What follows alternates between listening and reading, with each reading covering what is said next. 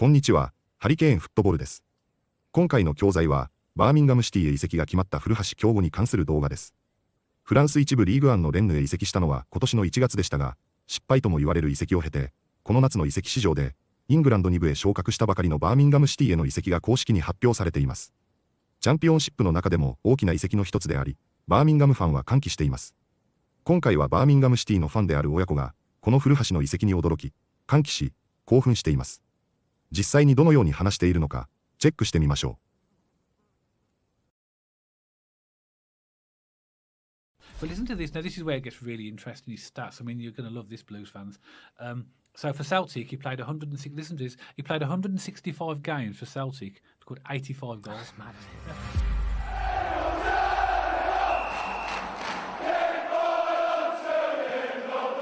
So welcome back to BCFC Royal Blue. The transfer window is well and truly open, and Birmingham City have signed what looks to be a fantastic signing to me, Kyogo Furuhashi from Rennes in France. Now, Kyogo comes to the club on the back of a really interesting history of clubs, which we'll talk about in a minute. But to me, this is a real top-class signing. So, Matt, what's your thoughts on this? Yeah, I mean, I feel like this word gets bandied around quite a lot, but this really is a coup, in my opinion. Yeah. I think this is a statement signing, Dad. Absolutely fantastic. I know you're going to have his career stats, but if we look at the goals he scored from his game ratio at Celtic, it's absolutely incredible. Champions League experience, an absolute goal-scoring machine. You know, I think this is an absolutely fantastic signing. I really do. A statement signing, Dad. Yeah, it really came from nowhere, didn't it? And and looking at his sort of stats, which we'll talk about in a minute, he to me looks like the perfect number 10.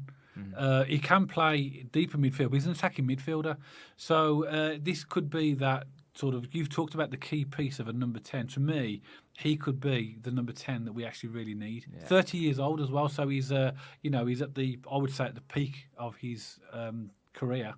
So he's coming at, we're getting him at a good point as well, aren't we? Yeah, and something really hit me the other day, Dad, on X. Someone retweeted or recommented. You know, have you ever heard of Fabrizio Romano? He's kind of like the football signing guy who confirms all the transfers, gets excitement, does all the rumours. He posted something from last year or the year before, and it said that Man City were interested in signing him. So that was only a season or two ago, and we've actually got him in the Championship. And again, it just looks absolutely incredible. I mean, he's a goal-scoring machine. And what I really like about him, Dad, is his intelligence. He's fast, he's creative, he can score a goal. And, it looks like we're going for Japanese domination, doesn't it? The ins and outs of Japanese players at Birmingham this past couple of seasons has been great. I bet Tomoki Iwata was asked to speak to him. He would have contacted him anyway just to get his thoughts on the Blues before he came. So it's actually really key having these type of players already here. Yeah. And as we know, we had Koji Miyoshi before, which we sold. Yokoyama this season as well. Yokoyama's still with us at the moment, so as well we've got now Tomoki Iwata and now another Japanese player. But I did some research on his strengths and weaknesses, as I always do on every new player. And as you've mentioned a lot of them, really, but this is what comes out of the research: clinical finishing. He's an exceptional finisher. He's capable of scoring a variety of goals inside the box. Intelligent as well. His movement is intelligent, so he knows where to be on the pitch to link up play, to receive the ball. So his off the ball movement is also outstanding, and also he's got pace and agility as well. So he's fast. Good acceleration and agility, and allows him to burst into the box and around the pitch as well. I mean, it's funny, Dad, because you called him a number 10, and you mentioned. Well, I would say, looking at his qualities, I don't know whether he'll be a number 10 because he can play in central midfield as well. But for me, because he seems to me like a striker. Because when I look at the goals he scored for Celtic, his positioning and the runs he was making there through the back, he absolutely looked incredible. And this is what. Because what I was going to say, what I got in my notes here, when I looked at the Celtic goals that he scored, because I had to do a lot of my research from a lot of the time he had at Celtic. Yeah. Those were the clips and the goals I was watching back. And some of the goals he scored, he scores a variety of goals. He scores from the edge of the box. He scores from the 6-yard box. He scores the edge of the box. But what I really loved about it was the runs he makes. A bit like we mentioned last season with Jay Stansfield, Daddy. He makes a lot of intelligent runs, but he wasn't getting picked out. And my comment was going to be, in order for this to work, he needs a number 10 to play the balls through to him. If Chris Davies is going to sign him as an out-and-out striker. So for me, when I was watching him, I thought he looked like an absolute world-class striker because the goals he was scoring was just fantastic. Yeah, I mean, I must admit, he is actually a centre forward. You do any research, he's classed as centre forward. But when I was, we do research on a player, I'm reading all of his attributes, and I'll give you some of his other stats in a minute. And I'm thinking he would, for me, and again, this is where however Chris Davis decides to use him, he would make the perfect number 10 for me. All the qualities, his ability to pass, his intelligent movement. Because, I mean, a good number 10 is effectively a false 9 anyway, if you know what I mean. So he has the ability to be in those positions anyway as a number 10. But I don't know how Chris Davis will play him, but you know, it gives us another option, doesn't it? In my opinion, Dad, just to get a bit more clarity, I think he's going to come in as a striker, in my opinion, because when you look at his movement, that's the biggest attribute I noticed online from when I was looking at forums of Celtic fans, when I was looking at his game. He doesn't stop moving. The runs he makes, he's quick as well. He's intelligent. You know, when we talk about, who did we talk? We talk about Josh Sargent.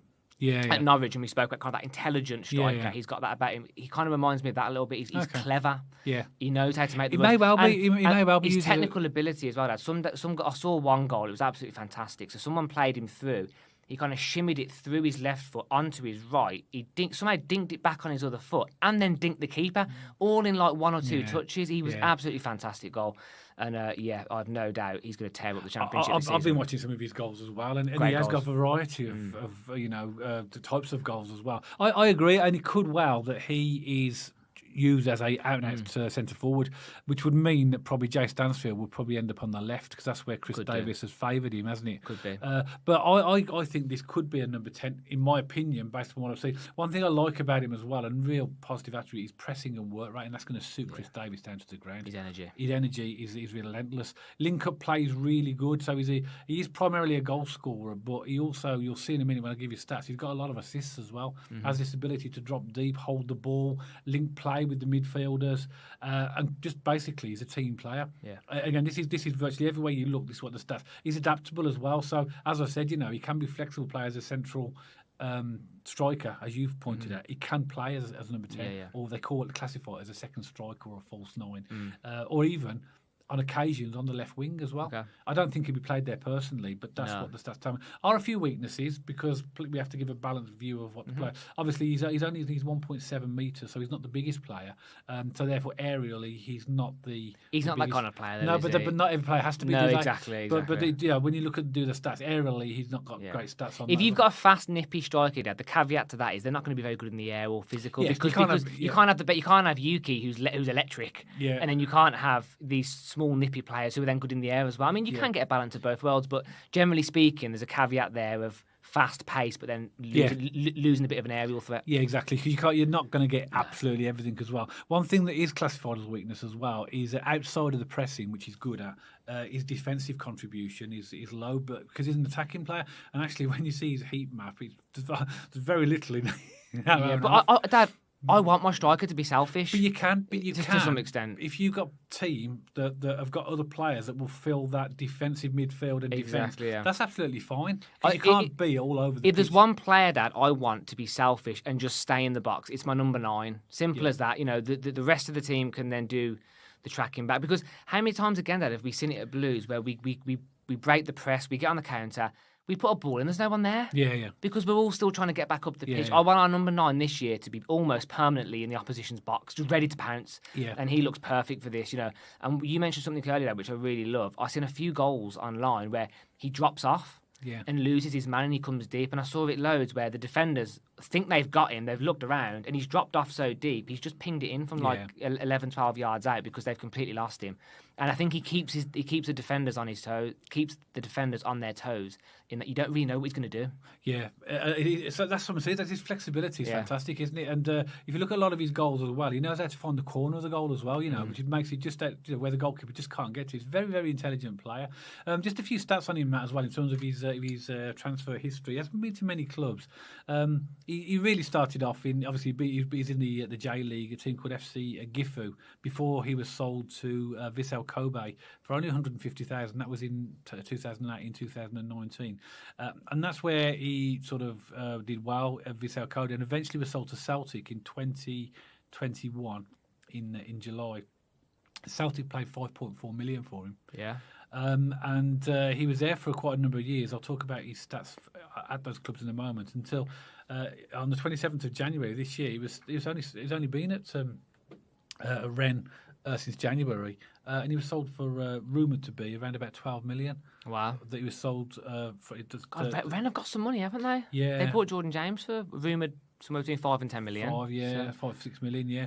So that's really his history. There are a few in his early career at other teams like Chu University and Kokuas HS, which are obviously where he would have been in his earlier years. But listen to this. Now, this is where it gets really interesting, his stats. I mean, you're going to love this, Blues fans. So for Celtic, he played 106. Listen to this. He played 165 games for Celtic. Scored 85 goals. That's mad, isn't it? Now, people argue St Johnstone, St Mirren, it doesn't matter. It's still the Scottish Premier League, and to have that ratio, which is effectively over a goal every 2 games. It's mad. And not only that, 19 assists as well. So 85 goals and 19 assists and 165. European football as well, Dad. Yes, Champions League football as well. Yeah. Vissel Kobe, he played. This is obviously when he was in the J League. He played 111 games. Scored 49 goals. I mean, again, that's nearly a goal every other game. And 18 assists. FC Gifu, 71 games, 17 goals, 18 assists. Now, obviously, it hasn't worked out at Stade Rennais because he's only played 6 games for them. I'm going to go through those stats because he's hardly played any football at all for them. Right. Since he went there as well. That's it. So, again, does that beg a question, Dad? What's happened there? Of course, it begs a question. That crossed my mind as well. But listen to this. So, just bear in mind, Blues fans, he went to Rennes in January this year. So, this obviously he's only been there for a few months. But so he got his first game, which is the game he played the most. He played 66 minutes against Strasbourg. Then he was on the bench against Saint-Etienne the following game. Played 17 minutes against Lille. Then he was on the bench for the next 2 games against Reims and Montpellier. Played 9 minutes against Paris Saint-Germain. 20 minutes against Lens, 1 minute against Angers, on the bench against Auxerre, and then 7 minutes against Le Havre. Then he wasn't in the squad for the next 3 games against Nantes, Lyon, and Toulouse. And then the last 2 games he was on the bench, Nice and Marseille. So actually he's played 6 games, of which, apart from the first game, 66 minutes. The most he played was 20 minutes in the game. Yeah. That is the question that crossed my mind. What's happened there? If he's that good, why, unless this team, Rennes, have got better players, or he didn't suit their system, or he wasn't what they expected. So clearly he needs a move. But now if you look back to before he was sold, in the first part of the season with Celtic, so he played from August through to December or January. He's basically 90 minutes, 72 minutes, 90 minutes, 90 minutes. He's been basically a first choice, playing most minutes. There are a few games in there he's had like 27 minutes and 7 minutes, but last 2 games, Ross County, 90 minutes, Dundee, 90 minutes. So basically, he played regular football, and as you mentioned, he played in the Champions League for Celtic in the first part of the season. So he played 77 minutes against Slovan Bratislava, which they won 5-1, 63 minutes against Borussia Dortmund, 22 minutes against Atalanta, 81 minutes against RB Leipzig, 76 minutes against Bruges, 72 minutes against Dynamo Zagreb, 75 minutes against Young Boys. So actually, in their European campaign, he's played virtually, he has played in every game, and for most games, most of them as well. But it does make you wonder about what happened at Rennes. So there's 2 links there from Celtic. Obviously, he knows Iwata having the Japanese link, but also having time at Celtic together. And also, he would have been there under Chris Davies' reign as well. When Chris Davies was there with Brendan Rodgers. Chris Davies is going to know him as well, I'm sure. And Danish Postecoglou as well. Exactly, yeah. So, again, this just screams, for me, an absolute goal-scoring machine this season, Dad. But it does beg the question. I do agree with you. I wonder what happened there at Rennes. It could have been a multitude of different things, couldn't it? Yeah, it's only a few guys. He hasn't been, from what I can read and the research I've done, it doesn't appear to be any injury aspects to that. He just was either on the bench or wasn't picked or used as a sub. I heard he's got a shoulder niggle that's been bugging him, but he's been playing with it for like the best part of 4 years or something. Yeah. So I think Rashford had it as well, but he decided to get it operated. I think there's a couple of players out there that have these shoulder injuries that if they do operate on it, they're out for like 6 months or something. Yeah. But like you can play over it basically to little to none effect. So I think that has been there, but it's not a big deal from what I've been hearing and reading. But yeah, I mean, what a message this sends out to the rest of the league. I think it's a really exciting It is, signing. yeah. And one that for me come completely out of the blue. I didn't imagine, because you could imagine with the stats that I've just read out. Okay, take Ren as a bit of a blip in terms of only played 6 games and whatever the reasons were there, but he's got a clear history of goals and assists, and the fact that we've got him, and like, you know, other clubs may well have come in from, I don't know, but I think you're right, Matt. It's the Iwata link, the Chris Davies link. You know, they're all going to help, and he's going to. I don't think we're a hard sell anymore. I think players that want a club come to the club and join the journey, and that would have been something that would have been extra hard last season if we were in League One, but. Probably wouldn't have got a player like this in League One, I don't think. No. Two other options. Man City were in for him a year ago. Yeah, I know, yeah. No way he would have come to League One. Yeah, agreed, Dad. We're not a hard sell anymore. No. And the money's there as well to pay wages and good fees. So, yeah, I think this is the start of an exciting summer transfer window. I think it's brilliant, isn't it? And, everything suggests that this is going to be a fantastic signing, but we'd love to know your thoughts, Blues fans. Do you agree with me? Do you think that, you know, based upon what we've said and his stats, do you think he could make a number 10? I personally think he's got all the qualities to be a good number 10, but as Matt's pointed out, he's more known as an out-and-out centre forward. So do you think he could play in either roles? Let us know what you think his preferred position would be. Centre forward. You can hear Matt saying centre forward. I don't actually disagree with that. I think if he's going to be an out-and-out number 9, he will be very prolific in that position. But let us know your thoughts as always, and we always hope that you enjoy our podcast, and if you did, don't forget to give us a thumbs up. If you haven't checked us out on our social media channels already, then pop along to our X page and our Instagram page, and if you like to watch or listen to your podcasts on Spotify, you'll find us on there as well. So you'll see the handles appearing on the screen for all of these channels right now. If you haven't checked us out on our if you haven't subscribed to our channel already and you'd like to, then hit that big red subscribe button. And if you'd like notifications every time we put a new podcast out, then hit the little bell icon next to the subscribe button for that to happen. So that's it for this podcast. Hope you enjoyed it. And myself and Matt will see you on the next one, all about Birmingham City. 次は解説です。ポッドキャスト風であり、マイクの性能もあって比較的聞きやすい音ではあるものの、話すスピードは速く、日常会話のようにも話し、2人がオーバーラップしていることもあるため、少し難しい箇所も多いかもしれません。ボキャブラリーはあまり難しいものはありませんでしたが、便利なものも多かったので、本日の解説をチェックしてみましょう。But this really is a coup, in my opinion. coupという単語は、ニュースやビジネス、スポーツ、政治の場面でよく登場します。もともとはフランス語で、一撃という意味を持ち、英語でも、相手を驚かせるような成功や、政治的なクーデターの意味で使われます。例えば、難しい交渉をまとめた時や、有名選手を予想外に獲得した場合に使われます。逆に、ミリタリークーというと、武力で政権を奪う、クーデターになります。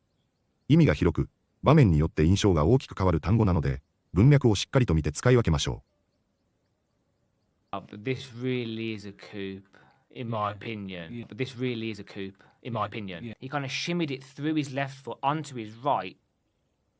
シミーは、ダンスやスポーツなどでよく使われる単語で、小刻みに体を揺らす、ひねる動きを表します。例えば、サッカー選手が相手をかわすために体を左右に振るフェイントの動き、それがシミーです。また、ダンスで腰や肩を軽く揺らすときにも使われます。さらに、機械が振動する場面、例えば車のタイヤがガタガタ揺れるような場合にも使われます。口語的でカジュアルな単語ですが、動作描写にぴったりな表現です。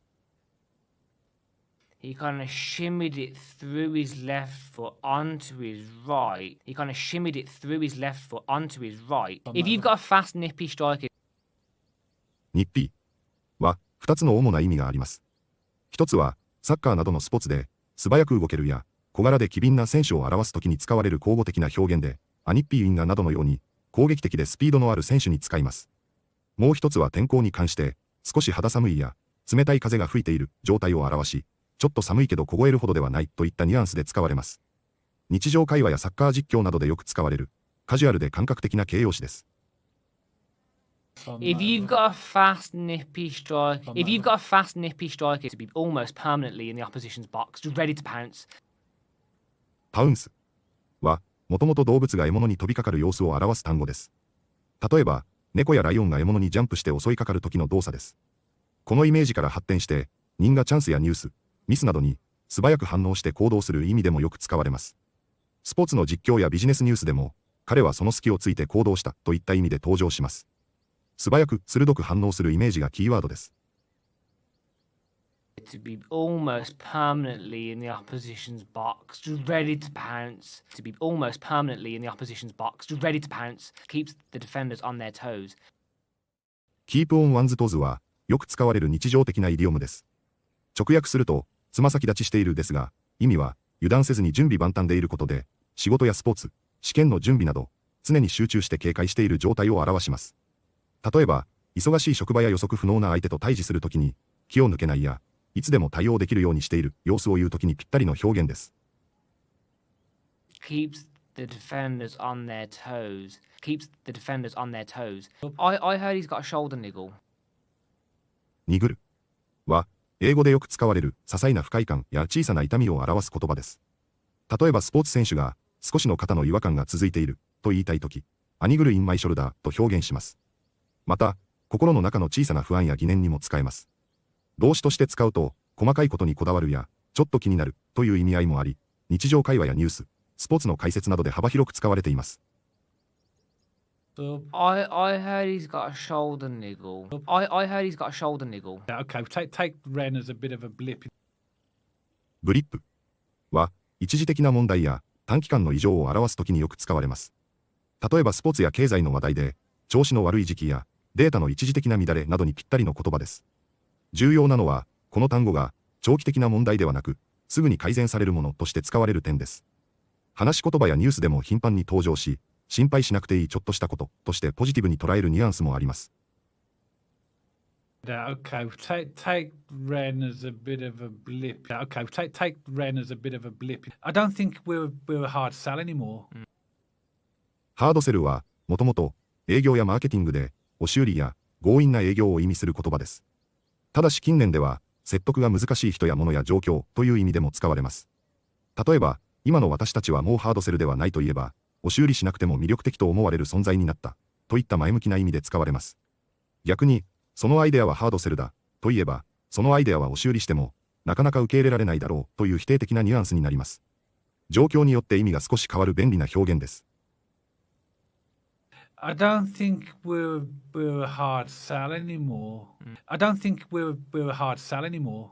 He will be very prolific in that position, but プロリフィックは単にたくさんの数ではなく質の高い成果を継続的に多く生み出す人や物に使われます。例えばサッカー選手が1シーズンで多くのゴールを決めた時や作家が短期間に何冊もベストセラーを出した場合に使われます。語感としては優秀で生産性が高いというポジティブなニュアンスがあり、ビジネスや芸術、スポーツなど幅広い分野で使われる言葉です。He will be very prolific in that position, but he will be very prolific in that position, but いかがでしたか？古橋亨梧のレンヌへの移籍が、いわゆる失敗と言われるようなものであったこともあり、まさかのイングランド2部へ昇格したばかりのチームへ移籍するということは、確かに驚くべきことかもしれません。それでも、岩田智樹とともに、イングランド3部の記録となる、勝ち点111点を積み上げて、圧倒的に昇格してきたチームに、さらにこのスター選手ともいえる古橋亨梧を獲得し、それ以外の補強も進んでいることからも、現時点では、プレミアリーグ昇格オッズで3位から4位あたりに評価されているようです。古橋は9番で使われると思いますが、足元のテクニックや、周りとの連携プレーもうまいことから、完璧な10番と思われたのも、少し意外でありつつ、納得する気もしました。バーミンガムはさらにポルトガルで活躍していた藤本寛也を獲得し、彼の方がさらにトップ下で、チャンスメイクできるテクニシャンであることから、古橋がゴールを量産するには、かなり良いチームと、チームメイトなのではないかなと期待しています。もうすでにチャンピオンシップを無双するのではないかという機運や期待さえ感じますが、田中碧の完璧な成功事例も見た上で、バーミンガムでプレミア昇格することを明らかに見据えた上での移籍でしょうから、来シーズンのバーミンガムと古橋亨梧が、とても楽しみです。皆さんの要望も高そうであれば、今後もぜひ扱っていきたいと思っています。本日もご視聴いただきありがとうございました。またすぐにお会いしましょう。